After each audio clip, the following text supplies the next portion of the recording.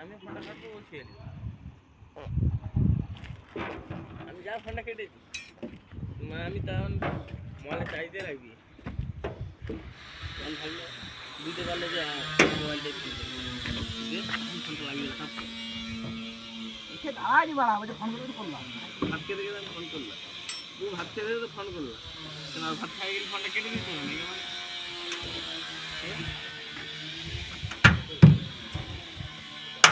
এ ভাই টপটা বানা কি করছ তোমাদের একদিনে মাইনে কমপ্লিট করতে বলেছে না 3 দিন লেগে গেল